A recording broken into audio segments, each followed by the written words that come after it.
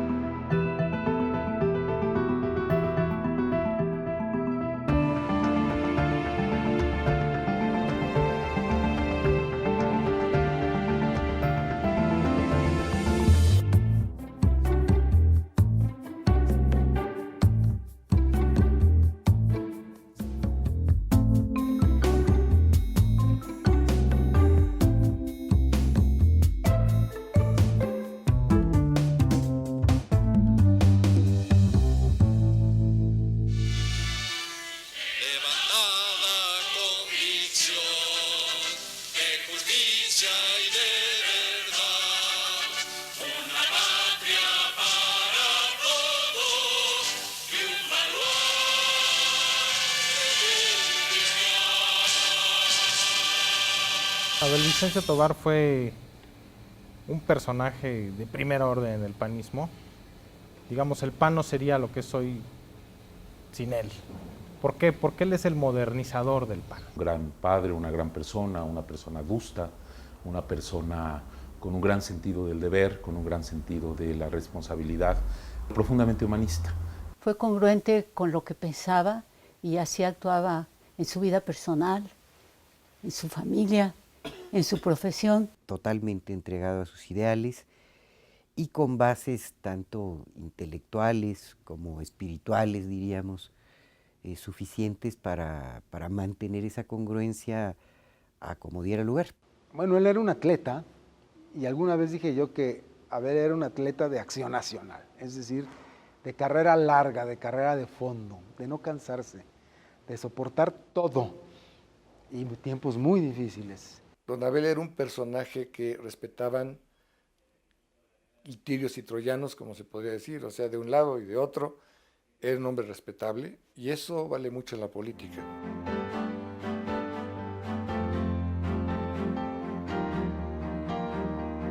Mi papá era religioso, desde luego, tenía vocación, tenía la religión pues católica, y cada iglesia en el país tenía un grupo pues de la CJM, y esta a su vez tenía una estructura muy importante. Abel Vicencio llegó a ser el líder nacional de la Asociación Nacional de Jóvenes Mexicanos por ahí de los años 40 o 50, y desde luego pues era una organización en la que mi papá se formó y que desde luego influye de manera determinante su actuar político. La formación que él recibió en la Asociación Católica de la Juventud Mexicana lo preparó para que su vida ya de madurez la dedicara con toda entereza y sobre todo con todo convencimiento de servicio al apostolado político. Ve definida toda su estrategia y su ideario por un personaje clave que era Tomás de Aquino, y por supuesto pues por Maritain, que era el otro gran personaje francés, ese más contemporáneo, y a partir de ahí se construía una visión del bien común. El respeto por la dignidad humana y por la persona humana como tal, con esa dignidad, la solidaridad, la subsidiariedad. Digamos, los elementos fundamentales de la doctrina social de la Iglesia Católica. Esa gente que al cumplir cierta edad ya no tenía mucha cabida en la CJM, tenía la oportunidad entonces de ir a un lugar en donde los propios valores que habían aprendido y que querían llevar a la práctica y que querían que se realizaran en este país, lo podían hacer, ¿no? Él ya deja la Acción Católica y contrajimos matrimonio, entonces juntos decidimos, pero él estaba convencido desde antes que tendría que conservar ese espíritu de servicio, trabajando y continuándolo en el apostolado político que iba a ser precisamente el Partido Acción Nacional. De hecho, no solamente Abel Vicencio. La mayor parte de los militantes de la CJM, y ya luego no solamente la juventud, sino como bien dice, la Acción Católica, fue, pues, no sé si una fuente inagotable, pero sí muy importante de panistas en aquella época. Se sintieron atraídos por un partido que presentaba una filosofía afín, obviamente, a los principios que ellos mismos postulaban. Son principios básicos que se toman de la doctrina social cristiana, que adopta el PAN no en una forma convencional, no los adopta por ser de la Iglesia, sino como convicciones que son saludables para la vida económico, política y social del país, ¿no? Este ideario del cristianismo y del catolicismo es muy importante en las primeras generaciones del PAN. Implicaba la educación del ciudadano, que implicaba el cultivo de una serie de valores. Formar ciudadanía, hacer que los ciudadanos entiendan qué significa ser ciudadano, ¿sí? Que se imbuyan de la idea de su responsabilidad ciudadana de cambiar las cosas y finalmente ayudar a los ciudadanos por su voto y su participación a que el PAN llegue al poder. El PAN en aquel entonces era muy diferente a lo que es ahorita. Empezó a ser, no tomado, pero sí buscado por otras fuerzas, nuevas fuerzas de mucho más empuje, que probablemente no manejaban la ideología, la doctrina panista como se manejaba en aquel entonces. Que eran los conchellistas, en donde estaban gentes empresarios de Nuevo León y algunas cosas de este tipo.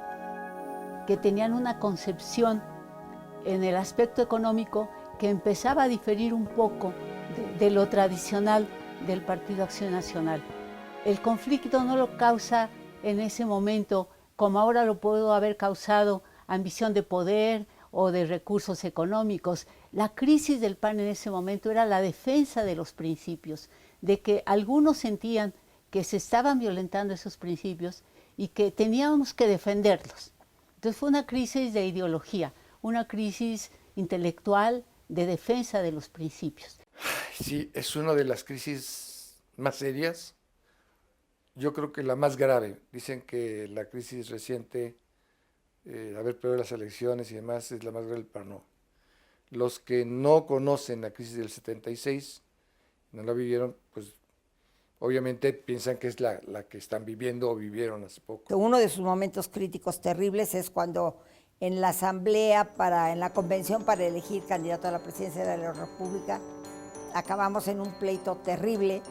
El estatuto exigía el 80% de los votos de los convencionistas para poder ser candidato a presidencial.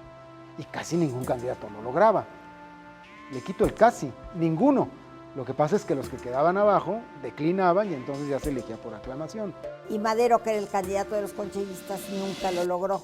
Los panistas de aquel entonces, incluyendo mi papá, preferían tomar decisiones de no participar en una contienda política si no tenían a las personas que ellos consideraban adecuadas. Sabían perfectamente que iban a perder, sabían que no tenían la fuerza política para ganar, pero aún así el testimonio, el presentar a México hombres y mujeres valiosos, era lo que al PAN le representaba su mayor reto.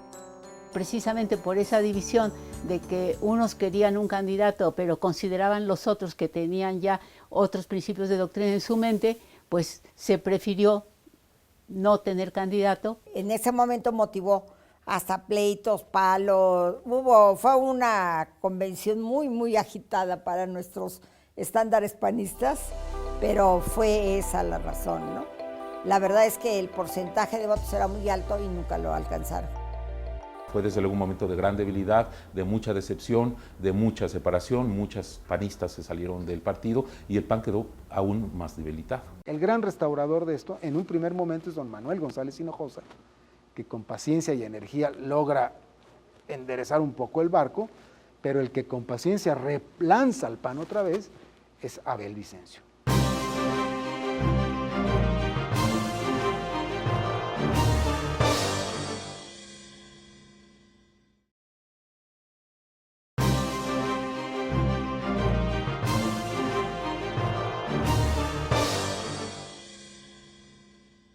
Por no haber tenido candidato a la presidencia, sí representó incluso un poco como el anuncio de muchos periodistas pagados por el gobierno de la muerte del PAN. Ya tenía sus esquelas preparadas, ¿sí? Y todo.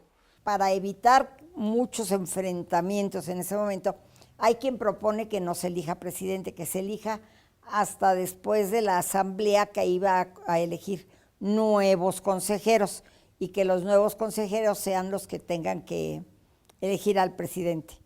Pero hay quienes dicen que no, que hay que elegirlo en ese momento para evitar precisamente más crisis. Y entonces esa moción de que se haga en ese momento la elección la apoya mucho el licenciado Crisly Vivarrola. Se llega a la votación y pues gana Abel. Él nunca se sintió unido a ninguno de los dos grupos en contienda, pero algunos precisamente por esa imparcialidad, algunos lo ubicaban en el grupo de los otros y los otros en el grupo contrario. Entonces, poco a poco se fueron convenciendo que el grupo de él era el partido y que solo para él trabajaría. Trató siempre de limar las asperezas, tratar de unir, tratar de convencer a la gente de que el partido, los ideales del partido y la doctrina del partido era el punto de unión más que las formas en cierto momento, ¿no? Don Abel Vicencio es un presidente, digamos, de una categoría especial, ¿sí? Que en cualquier conflicto que veía, que él iba personalmente y calmaba las cosas, platicaba con la gente, conciliaba las partes, ¿sí? Otra vez su gran calidad de negociador y de conciliador y de hacer política.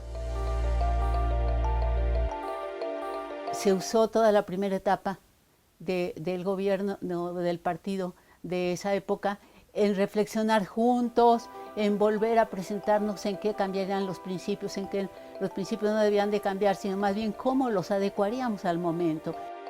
Y llegó el consenso y el partido pues empezó de nuevo a fortalecerse, a florecer. Los panistas lo ven como un líder natural, ¿sí? Lo ven como quien puede rescatar al partido del momento de crisis en el que se encontraba. Todos los panistas pusieron de su parte, en todos los estados escucharon el llamado a la unidad y se consolidó la unidad. Y yo creo, y lo digo con toda sinceridad, como lo reconocemos muchos panistas, que si el licenciado Vicencio no hubiera sido el presidente en ese momento, quizás se hubiera acabado el partido.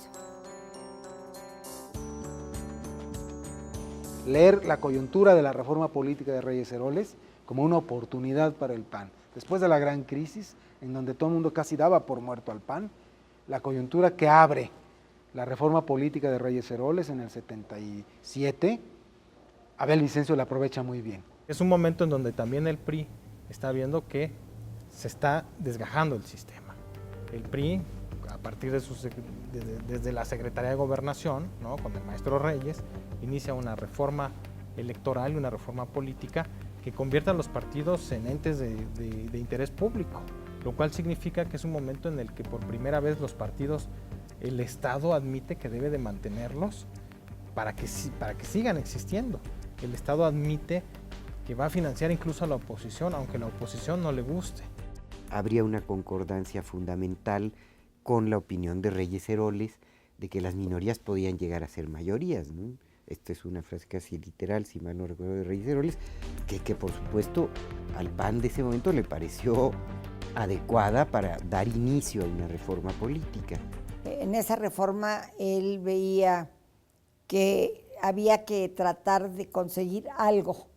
Él sí fue de los que creía que, aunque fuera de poco en poco, había que ir avanzando. A que hubieran modificaciones legislativas que facilitaran desde el registro de nuevos partidos políticos hasta el respeto por el voto.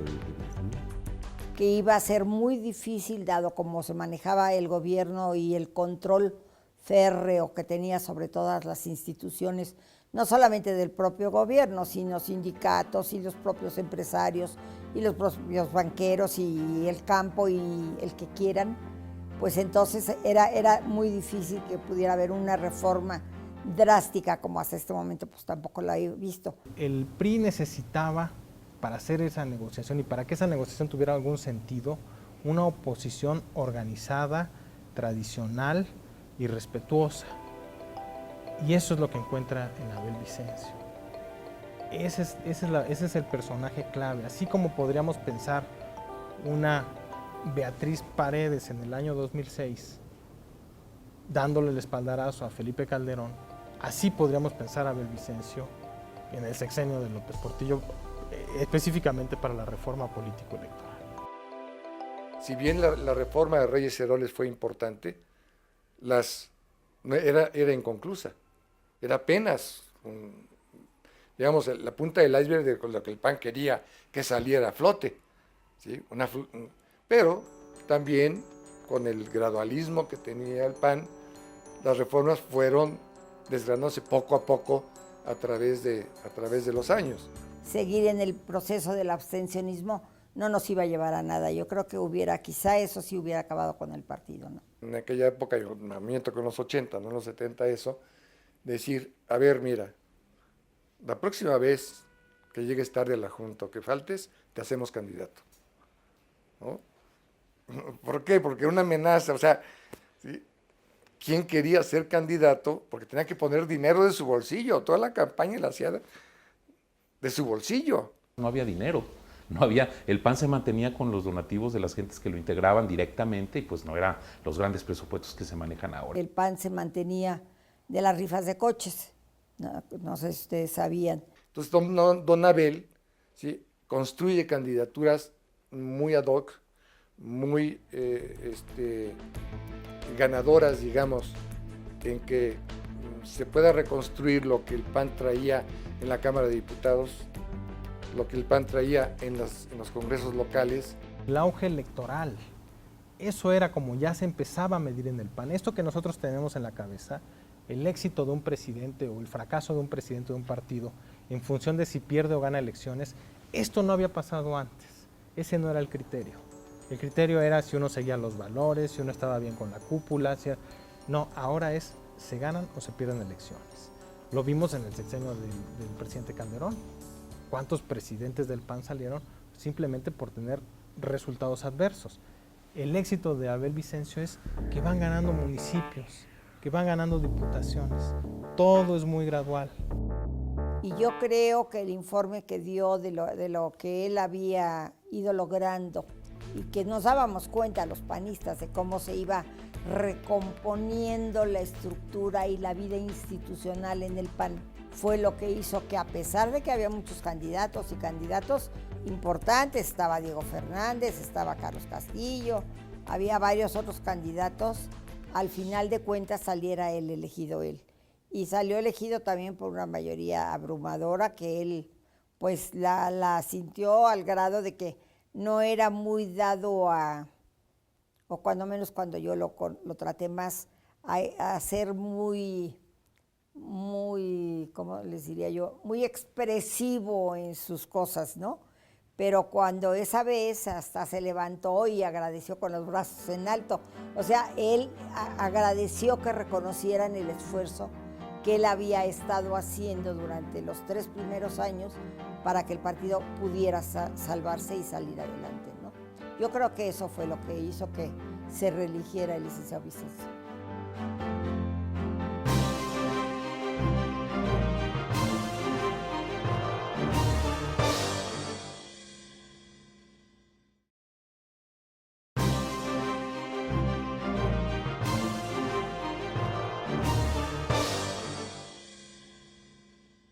Creo que la militancia lo hubiéramos elegido como candidato, o los consejeros, o lo que fuera, ¿no? La militancia, porque lo elige la Convención Nacional. Pero también creo, y alguna vez lo comentó conmigo, platicando, ¿no? Muchas veces que teníamos oportunidad de platicar, que midió que era mejor para el partido y para el país ser candidato a la presidencia a pesar de las ganas que tenía, o quedarse en el partido a consolidar el trabajo que venía haciendo. Y su decisión por bien del partido fue quedarse en el partido. Paul Emilio Madero gana esa candidatura con holgura, tranquilo, no hay pataleo en el partido, lo consideran un hombre muy capaz, pero las condiciones estaban dadas para un crecimiento nada más. Pablo Emilio hizo una buena campaña, muy buena campaña, asesorado no solamente por el propio licenciado Vicencio. Yo creo que también el hecho de que el partido se había reunificado más y el hecho de que nos habíamos dado cuenta muchos, o se habían dado cuenta muchos de que el abstencionismo no nos llevaba a nada, fue lo que hizo que en ese momento todos tomáramos quizá la decisión de que para qué dejar de ir a votar, sino más bien había que hacer una buena campaña y tratar de ganar. Se obtuvo 4 millones de votos. En 1982 es un montón de votos para un partido de oposición, bueno, el único que existía, pero robar, o sea, quitarle al PRI 4 millones de votos era una hazaña enorme. Madero llega a pensar que fue él. La virtud de don Abel fue haber posicionado de nuevo la marca, hablando en términos casi, podemos decir, de marketing, ¿no? Al haber posicionado la marca PAN, logra esa carretada de votos. Abel tenía la razón, que cuando Madero se va, pensando que si él había ganado en 82 4 millones de votos, ¿sí?, en la postulación que se hace por el gallito, ¿sí?, por el 1, que se llamaba entonces el partido de PDM, ¿sí?, y el 1 que, bueno, pues no gana ni un voto por casilla. Ahí está una de las, digamos, de las marcas que deja en la historia del partido y de México don Abel Vicencio Tobar. Eso lo demuestra. En el 82, además, don Abel empieza con una enfermedad muy delicada, muy grave. Yo me acuerdo que para llegar a votar en el 82, no lo vi personalmente, pero lo vi en la televisión, ya existía la televisión, lo vi llegar a votar en silla de ruedas con un médico al lado, porque había tenido una intervención quirúrgica muy grave. Y sin embargo, para demostrar que había que cumplir el deber y que había que apoyar y que había que hacer las cosas, así llegó a votar. Y duró, yo lo recuerdo, enfermo, pues un tiempo importante, y él estaba siempre en el PAN, él iba, se le veía una cara al pobre de enfermo, y sin embargo en el PAN pendiente y apoyando la campaña, y apoyando a Pablo Emilio, y apoyando todo esto. He expedido en consecuencia 2 decretos. Uno, que nacionaliza los bancos privados del país. Me acuerdo que llega mi esposo del informe presidencial y me dice lo que había pasado con la reforma de la nacionalización de la banca. Pues fue un sacudimiento para todos los empresarios. Ese discurso de López Portillo nos ganó una cantidad de adeptos al partido, ¿sí?, impresionante. Cuando habla de los empresarios como los malos. Y entonces dicen, bueno, ¿somos los malos? Entonces ellos vieron pues que no había estado tan bien que hubieran estado siempre en la cargada, como decíamos, sino que empezaron a pensar que había que buscar otros caminos, que había que romper esa hegemonía absoluta y que estaban en sus manos continuamente y que tenía que haber alguien que los pudiera defender. Y pues se empezaron a acercar porque comprendieron que necesitaban un contrapeso en el gobierno. Afilia a mucha gente porque él reorganiza hasta territorialmente al partido. Él reorganiza cada región, él está buscando en cada municipio, hay panistas, no hay panistas. Hay panistas, sí, están desorganizados, organicémoslo. No hay panistas, invitemos gente. Y mucha gente se afilia. Por eso es el neopanismo. Eso de neopanismo lo hicieron los analistas del gobierno, para ponernos etiquetas a los panistas y ponernos a chocar unos contra otros. No, el PAN siempre estuvo abierto, el PAN siempre tuvo neopanistas. Nunca los vio como una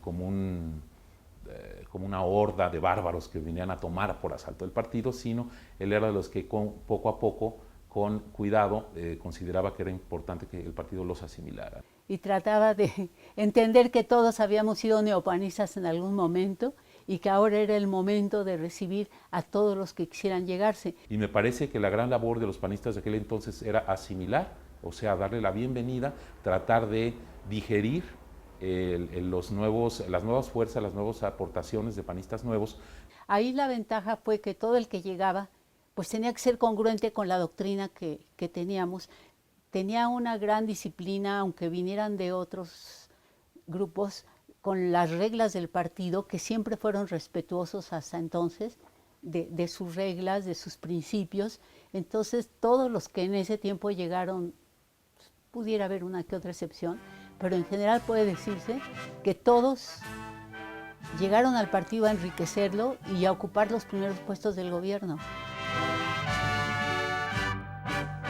En el 88, ya no como presidente, antes no como conciliador, sino como el líder de los diputados del PAN, a la mitad de una sesión del Congreso, en algún momento, sorpresivamente, todos los diputados de repente se levantan de sus curules, se salen, los del PRI no saben qué pasa, piensan, bueno, van a discutir algo, ponerse de acuerdo, ¿no?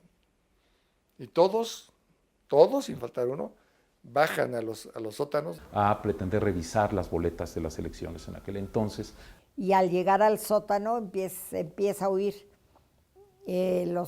a las carreras de los soldados, porque estaban custodiados por soldados, y se enfrentan soldados con los diputados. Y luego su prudencia evitó que hubiera ocurrido algo grave. Yo creo que si se va el primer golpe o el primer tiro, quién sabe qué hubiera pasado, ¿eh? Salió al día siguiente en todos los medios que los diputados del PAN, encabezados por su coordinador, quisieron abrir los paquetes electorales y los soldados se lo impidieron.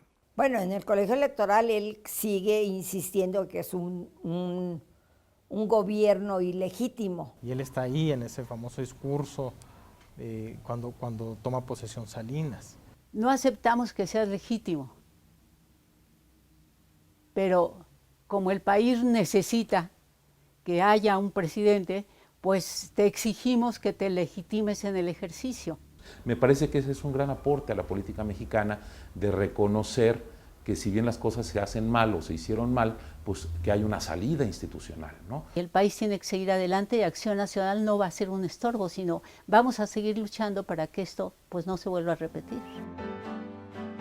Cuando se plantea la reforma que hace posible que los partidos ya finalmente contemos con recursos públicos, el gobierno mexicano no quería reglamentar esto. Quería hacerlo como que a discreción, quería hacerlo ahora sí que si te portas bien te doy más, si te portas mal no te doy.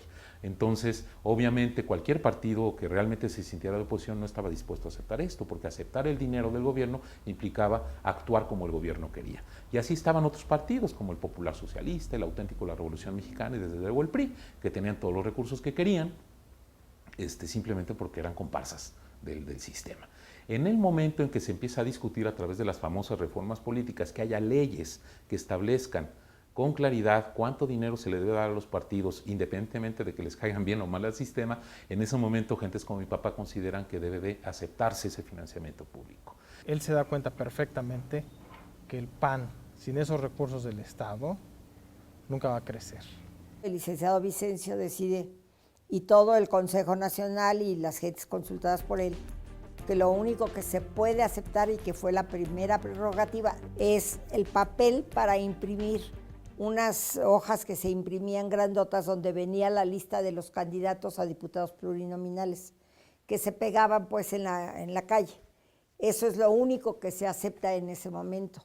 Y esa decisión de aceptar eso es lo que hace que luego el foro doctrinario se vaya separando del partido. Todavía Pablo Emilio y Luis, Jesús González Xismal y Bernardo Batis y compañía tenían la idea de que era dinero que el gobierno iba a dar y por lo tanto iba a tener el control, porque el que paga manda.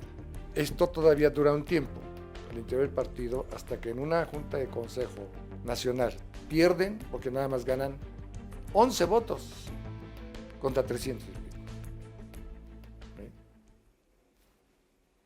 y se sienten tan lastimados que ya en unos días más se van del partido, hasta el 91. Y yo creo que al licenciado Vicencio, especialmente el hecho de que se fuera a don Pepe González Torres, le dolió muchísimo.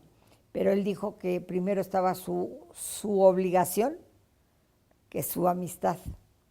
Y que si el cumplir con una obligación y el cumplir con algo que él y los demás consejeros habían opinado que era lo correcto, hacía que se acabara esa amistad, pues que ni modo. No queremos más una sociedad al servicio del Estado. Luchamos para obtener un Estado al servicio de la sociedad. Cuando falleció mi padre, pues las innumerables muestras de reconocimiento que la familia tuvo por parte no de sus amigos, no solo de sus amigos y de sus compañeros de partido, sino de sus enemigos, de sus adversarios, de prácticamente todas las personas con las cuales tuvo importantes y a veces muy ríspidos debates ideológicos en la Cámara de Diputados, estuvieron ahí presentes en su funeral, estuvieron ahí reconociendo a una persona que siempre fue íntegra en su forma de ser y siempre fue consciente y fue constante con su forma de pensar. La mayor aportación de Abel y de los de su generación era el entender la política para servir. Y yo creo que ese es el legado, porque Abel se entregaba por servir. No pensaba primero en él y en sus beneficios, sino ¿qué puedo hacer yo por mi país? No vengas a preguntar qué puede hacer la patria por ti. Pregúntate qué puedes hacer tú por tu propia patria.